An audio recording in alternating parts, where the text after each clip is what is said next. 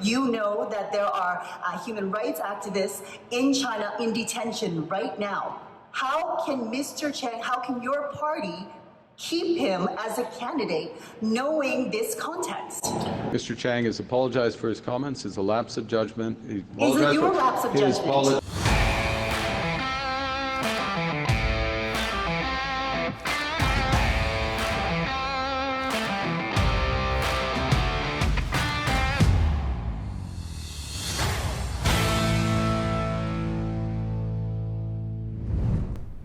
A few days ago, we helped break the story of Paul Chang, the Liberal candidate in Markham who, back in January, told a Chinese language newspaper that someone should kidnap his potential conservative opponent, Zhou Tai, and deliver him to the Chinese embassy to be arrested. Why? To collect a $184,000 bounty. Chang only retracted this statement after it became public, nearly 2 months later. Pierre Poilievre wasted no time publicly tearing into both Chang and Mark Carney. And he wasn't alone. Every major political party and human rights organization in Canada condemned the remarks and demanded Chang be dropped. So what did Mark Carney do? Well, he endorsed Chang. Because nothing says new leadership like standing by a guy who jokes about extrajudicial kidnappings to impress a foreign regime. Let's take a look. I'm Terence Shen, independent journalist covering foreign policy and global affairs. Recently, Liberal MP Paul Chang suggested that someone could hand over your party's candidate Zhou Tai to China in exchange for a bounty from the communist regime.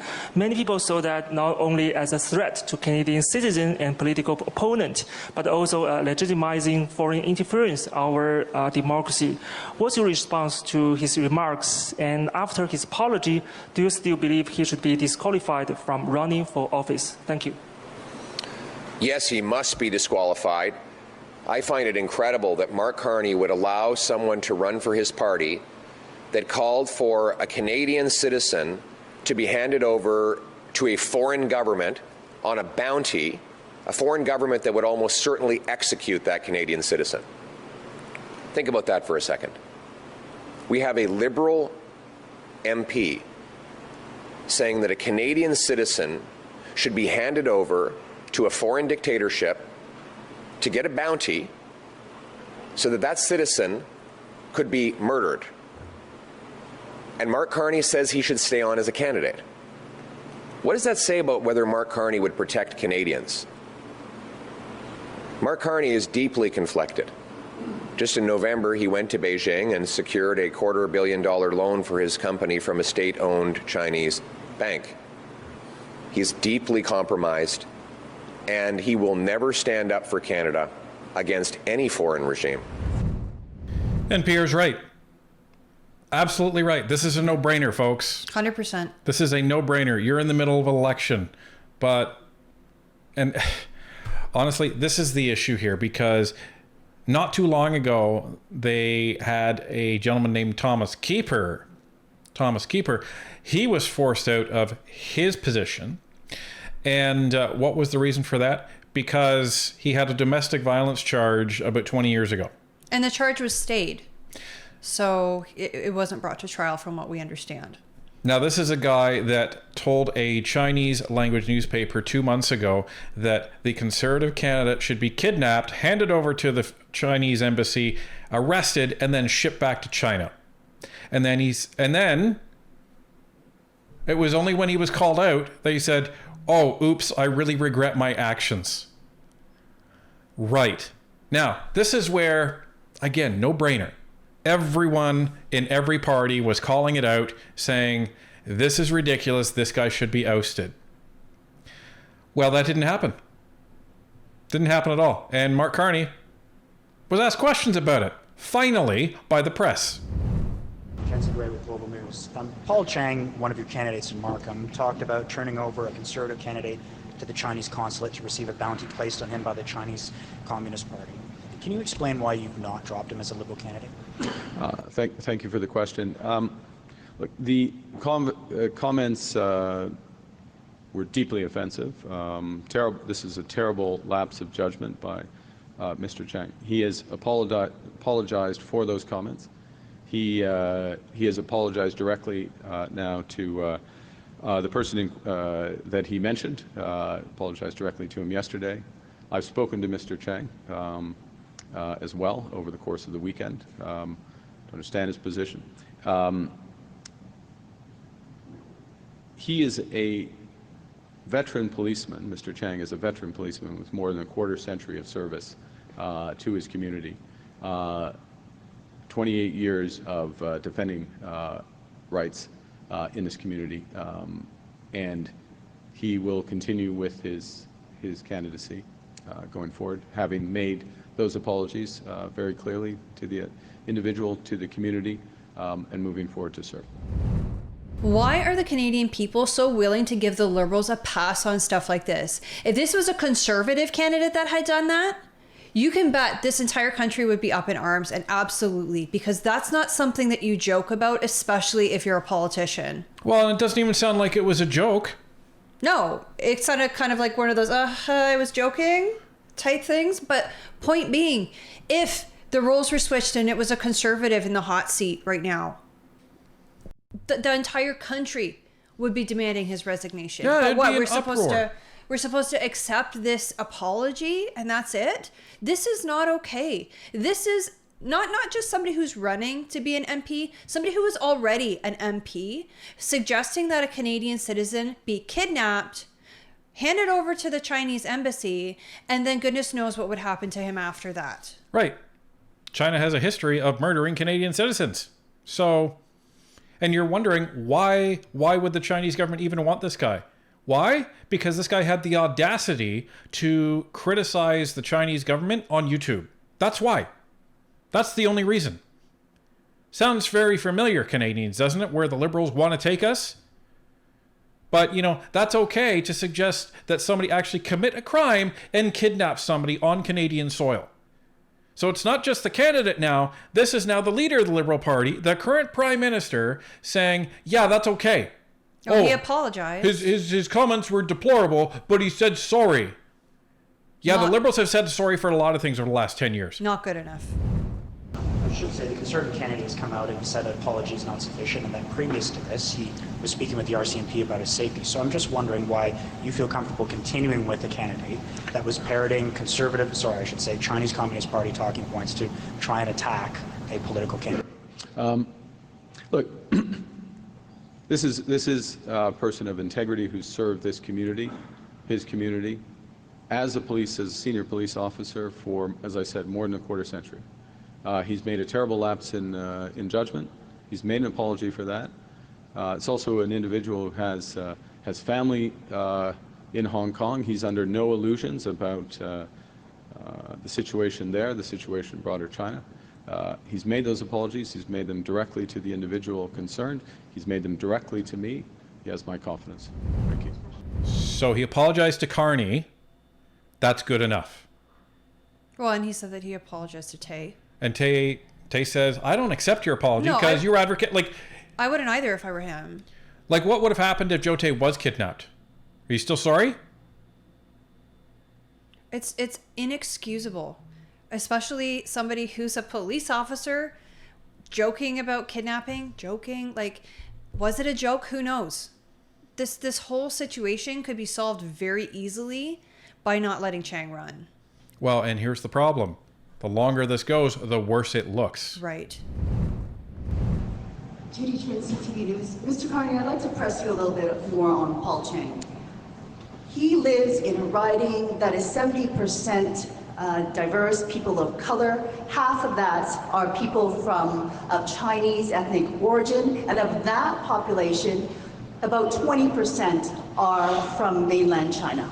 The question that people from Hong Kong have asked me to ask is whether or not you are putting appeal to those voters who may support the policies of China ahead of the democratic rights and safety of dissidents who have called Canada home, and mainly Hong Kong democracy activists who now live in Mr. Chang's riding. Absolutely not. Absolutely not. Stand foursquare for rights, foursquare for our position, our very strong position vis-a-vis China, respect for Canadian citizens, all rights of Canadian citizens, irrespective of whether they hold dual citizenship or not, to be absolutely clear. And Mr. Chang has long history of service to that community, history of protecting those rights. Mr. Chang is well aware of these issues, including having family in Hong Kong. Wow.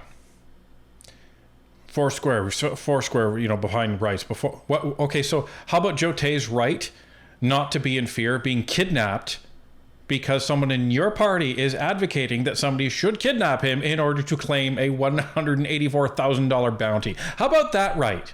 Conservatives don't get rights. Have you noticed that? Right. Only liberals have rights. I should say correct instead of right. And then he goes on to say, but Paul Chang is an upstanding guy. Served his community for 30 years. And he's well aware of these issues. If he's well aware of these issues, then he is the guy that should know better than everybody else, maybe not to make that comment. Well, and as a politician, he should know that once those words left his lips, it was time to step down. Right. And this is back in January, folks. January. This is the same guy that was criticizing Joe Tay and said he shouldn't even be running because he's just a baker. This is an upstanding guy. Wow. Well, he fits in with Carney's elites, right? Absolutely. Their elitist attitude. The commoners have no place here. Right. How can he be an effective representative for them when they no longer trust him after he said this? The question, as you know, Mr. Carney, you know that Canada has executed 4 Canadians this year. China. You know that there are human rights activists in China in detention right now. How can Mr. Chang, how can your party keep him as a candidate knowing this context? Mr. Chang has apologized for his comments. It's a lapse of judgment. Is it your lapse of judgment? He's apologized for his comments. He's apologized directly to me. He's apologized directly to the individual.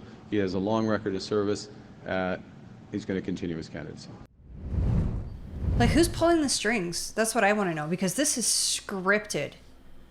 Right? Well, this was scripted by his PR people. Okay, of course it was. This is what you say. Remember, you still owe that interest payment on the $250 million loan to your company, Carney, so you may want to keep China happy. Because they've already been messing with the Conservatives in this election. You don't want them coming after you, right? This is awful. If, like, I don't understand how people are still willing to vote Liberal, especially after this debacle. Like, this is beyond gross, because if they can do it to, you know, a conservative opponent, what's to stop it from doing it to any of us?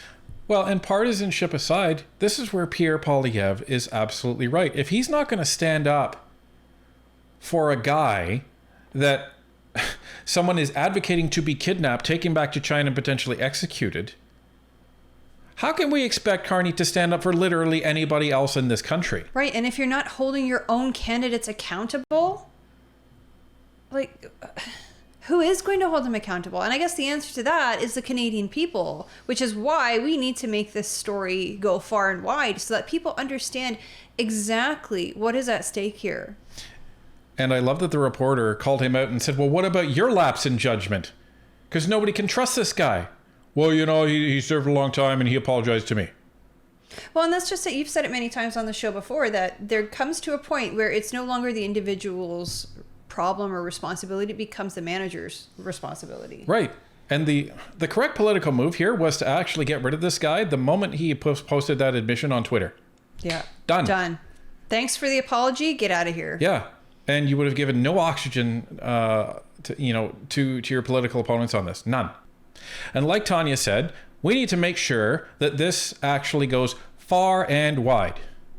So that's exactly what we intend to do.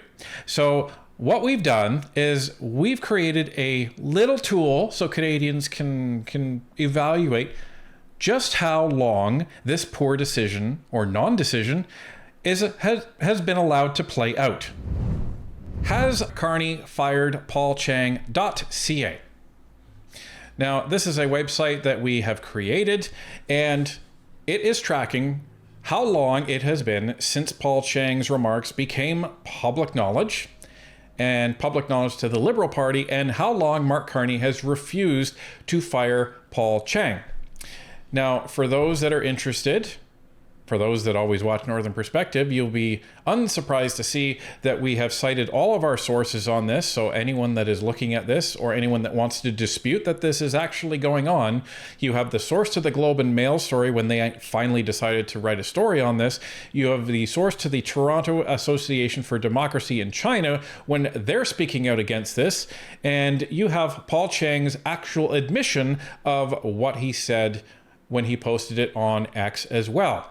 So this is all the website is. It is just tracking how long, down to the second, Mark Carney is waiting in order to fire this guy, and how long it's actually taking to show Canadians that you actually stand up for Canadians and you're not beholden to China.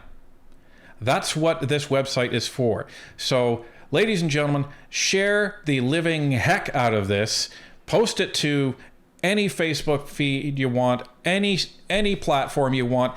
Show people that Mark Carney is not interested in standing up for Canadians. He's interested in standing up for China and only China.